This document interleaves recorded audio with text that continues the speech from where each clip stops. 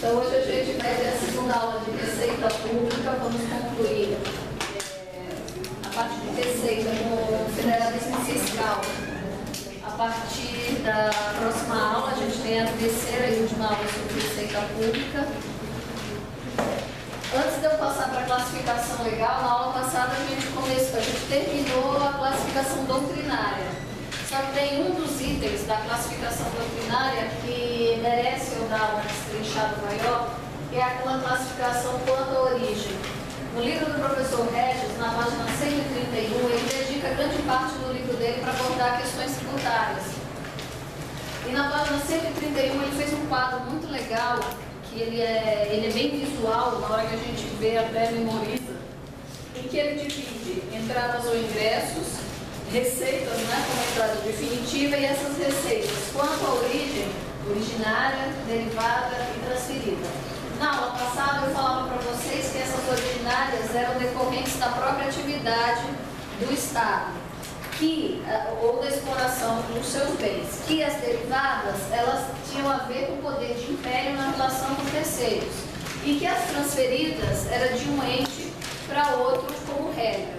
O Regis, aqui nesse quadro, ele coloca alguns exemplos que eu vou passar para vocês, depois o livro tem na biblioteca, se vocês quiserem dar uma olhadinha no quadro, é legal. Então, das originárias, que ele chama de não tributárias, né? Relação do direito privado e de direito público disponível. Alienações, compras, empréstimos, restituições, calções, fianças, depósitos, indenizações, empréstimos compulsórios. Em relação aos empréstimos compulsórios, tem discussão na doutrina tributarista se empréstimo compulsório tem ou não a natureza de tributo. Vamos dizer que a doutrina majoritária exclui ele da condição de tributo, mas há ainda quem defenda dentro do direito tributário que seja tributo. Tá? E aí, dependendo da natureza do jurídico, vocês partem do pressuposto, vocês vão colocar elas ou na originária ou na derivada. Tá? Doações, legados, bens vacantes, uso de bens públicos, preço, extensão, descoberta, prescrição aquisitiva e advindos de empresas estatais.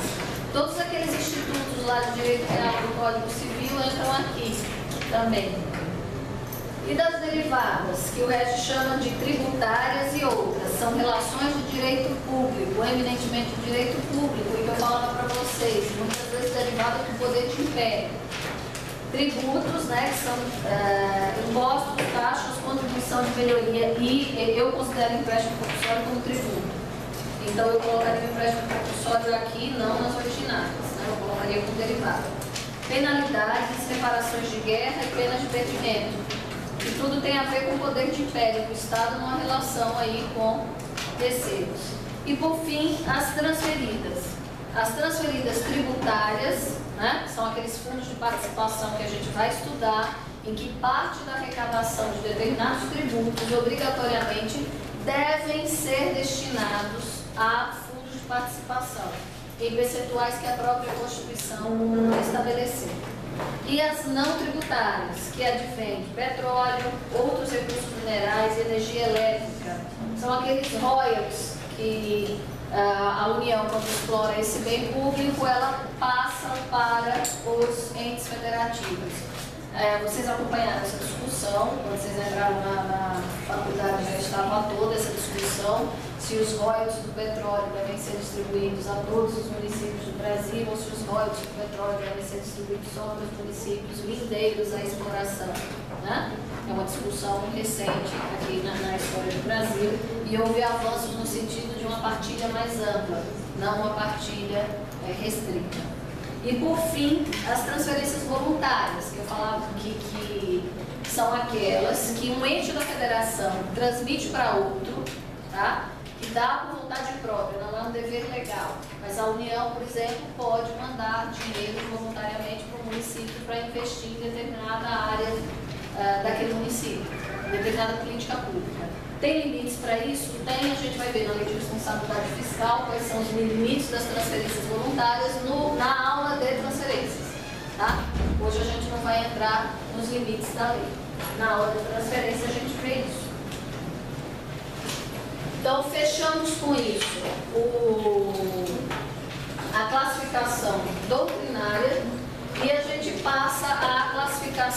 legal, um pouco mais seca, um pouco mais árida, porque uma classificação tem um cunho econômico e um cunho de gestão grande, não é doutrina. Aqui ela tem uma razão de ser, porque foi classificada desse jeito.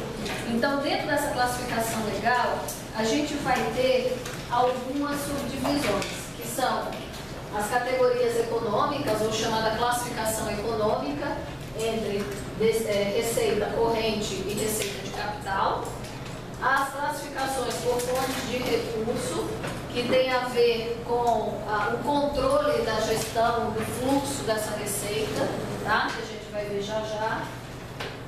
E a classificação institucional, também com forte cunho de gestão, de você conseguir compreender para onde está sendo destinada determinada receita pública, tá? Ou de onde ela advém. Para onde está sendo destinada ou eventualmente de onde ela advém. São as três classificações que a lei apresenta. A lei é a 4320, que vai fazer essa classificação.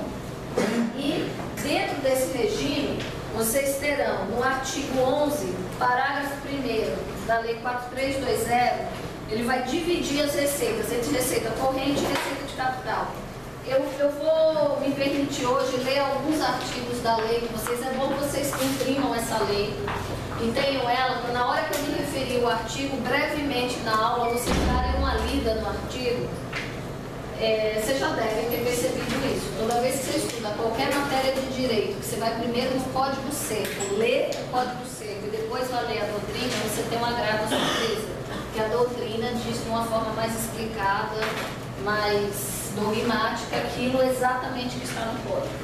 Então, o direito financeiro, em alguns aspectos, não fogem disso. Se vocês têm, durante a aula, o texto da lei, e eu falo artigo 11, você rapidamente dá uma lida naquele artigo 11, eu vou ter complemento no que eu vou dizer, mas você já fixou a informação principal.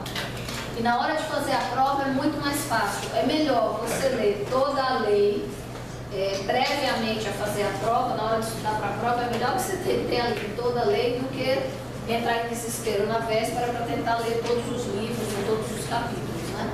Os livros e os capítulos são durante o curso. A lei é na véspera da prova. Ela ajuda bastante na véspera da prova. Então eu recomendo que vocês na aula tragam a lei, tá? Hoje eu vou precisar ler uns artigos para vocês, porque se eu for falar de um jeito diferente, eu simplesmente vou repetir o artigo da lei de um jeito diferente. Isso é o artigo da lei, essa classificação especialmente. Então, artigo 11, parágrafo 1º. São receitas correntes, as receitas tributárias, de contribuições, patrimonial, agropecuária, industrial, de serviços e outras. E ainda as provenientes de recursos financeiros, recebidos de outras pessoas de direito público ou privado, quando destinadas a atender despesas classificáveis como despesas correntes. O que é que eu chamo a atenção para vocês nesse conceito de receita corrente? O conceito vincula a ideia de receita corrente à ideia de despesa corrente. Então é aquela receita advinda dessas fontes que eu acabei de ler para vocês, que se destina a arcar com uma despesa corrente. Lá no primeiro ano, quando vocês estudaram, tanto na parte de contabilidade quanto na parte de economia, vocês lembram a diferença básica que existe entre a palavra corrente e capital? O que é que quer dizer uma coisa corrente e o que é que quer dizer uma coisa de capital em economia? Vocês chegaram a ver esse conceito?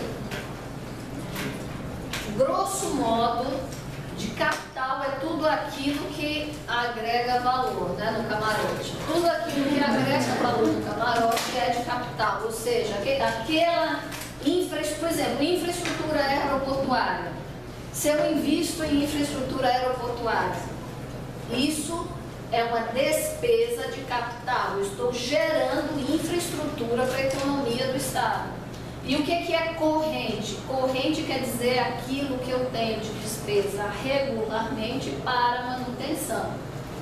Então, quando a gente pensa em receita de capital, vinculando ao conceito de despesa de capital, a gente pensa que tem que ser uma receita responsável pela manutenção constante e permanente da estrutura do Estado. Quando a gente pensa uma receita de capital vinculando a uma despesa de capital, a gente tem que pensar num tipo de receita que está enriquecendo a infraestrutura econômica do país, a capacidade dele de produzir PIB ou de produzir serviços. Tá? É um enriquecimento da estrutura econômica da nação. Essa divisão vem em parágrafo 2º. São receitas de capital, as provenientes de realização de recursos financeiros, oriundos de constituição de dívidas, da conversão em espécie de bens e direitos, os recursos recebidos de outras pessoas de direito público ou privado, destinados a atender despesas classificáveis em despesa de capital, e ainda o superávit do orçamento corrente, quando há sobras, quando há superávit do orçamento em vigor. São chamadas de receitas de capital. E elas estão prontas a fazer frente a despesas de capital. Então, uma característica básica que eu falava para vocês na aula passada, que a gente não pode pedir empréstimo para manutenção do dia a dia do Estado. Empréstimo não é um tipo de receita que a gente use para manutenção do Estado. Se vocês lembram do conceito que eu acabei de dar de receita corrente, empréstimo não está aqui. Receitas tributárias, receitas de contribuições, patrimonial, agropecuária, industrial, de serviços e ainda proveniente de recursos financeiros recebidos de outras pessoas de direito público e privado, quando destinadas a atender despesas correntes. São todas receitas que têm uma certa regularidade na sua arrecadação. São receitas típicas ordinárias. E quando eu falo aqui das receitas de capital, eu já estou falando constituição de dívidas, então eu só posso constituir dívida para que eu possa aplicar em algo que enriqueça economicamente o poder de produção do país, o poder de prestação de serviços do Estado. Constituição de dívidas, conversão em espécies de bens e direitos, eu converto um bem em direito em outro, recursos recebidos de outras pessoas de direito público ou privado destinados a atender despesas classificáveis como despesa de capital e superávit do orçamento corrente. Quer dizer que naquele exercício orçamentário eu tive superávit. Se eu tive superávit, eu posso criar sim uma despesa de capital. Parágrafo 3º. O superávit do orçamento corrente, resultando do balanceamento dos totais das receitas e despesas correntes, apurados na demonstração que se refere ao anexo 1, não constituirá item da receita orçamentária. Ele está falando que isso seria uma receita extra orçamentária. Se não é orçamentária, é da extra orçamentária. E aí vem aquela divisão clássica, né, em chaves. Receita corrente. Quais são as 3 grandes receitas correntes? Isso é uma questão assim, extremamente recorrente. Quando cai prova de questão de financeiro na OAB ou em concursos jurídicos, essa questão eu vou dizer para vocês que é uma questão que se repete muito. Eles colocam lá o xizinho e começam a misturar corrente com de capital e perguntam, são receitas correntes, vocês marcarem um X. Então vale a pena vocês memorizarem quem que é corrente e quem que é de capital. Essa lógica de saber onde pode gastar ajuda vocês a ter uma indução, né? Uma dedução se aquela receita é corrente ou de capital.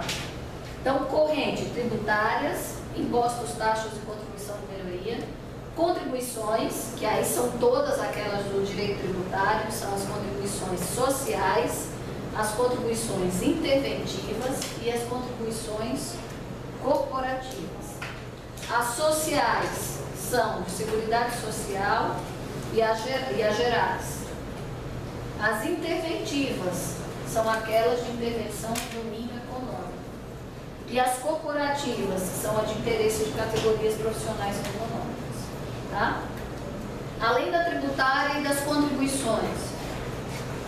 Isso também está dividido, eu dividi no livro, mas vocês estão vendo o direito tributário agora, vocês sabem que tem o olhar do tributo sobre a teoria de 3 tipos e sobre a teoria de 5 tipos.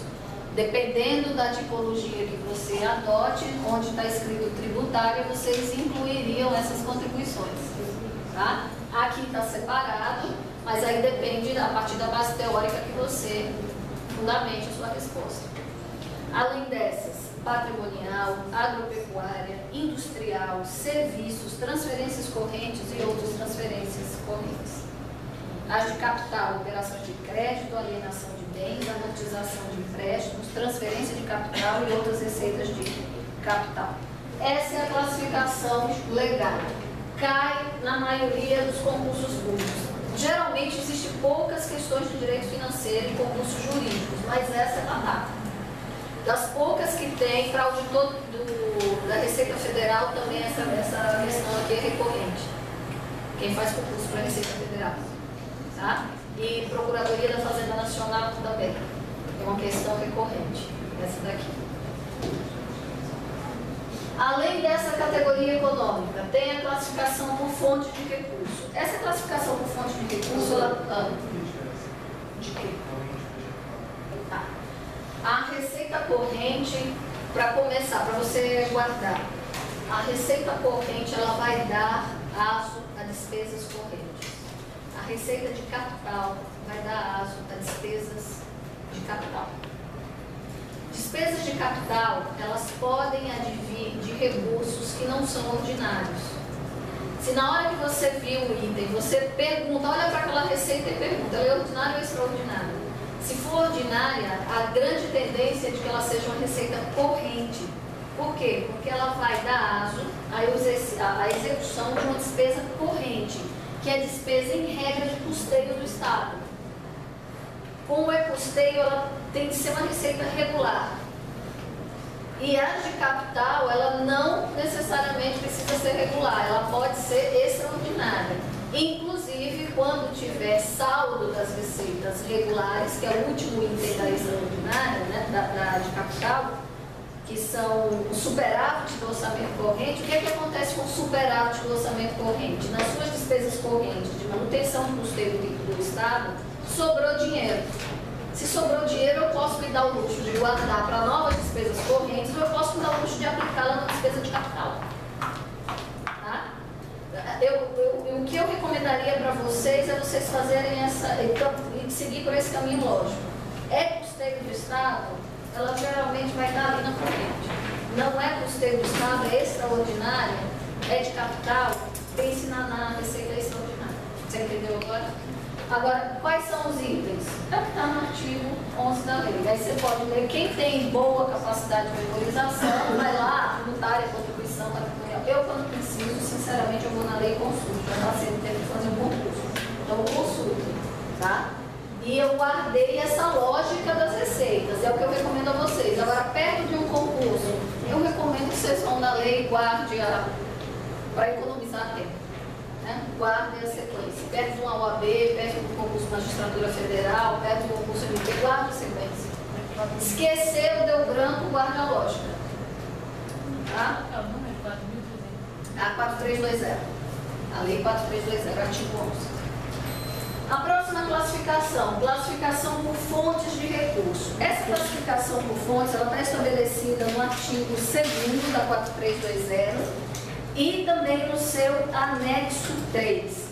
Qual que é a finalidade dessa classificação por fontes de recurso? Fazer a estimativa orçamentária de receitas.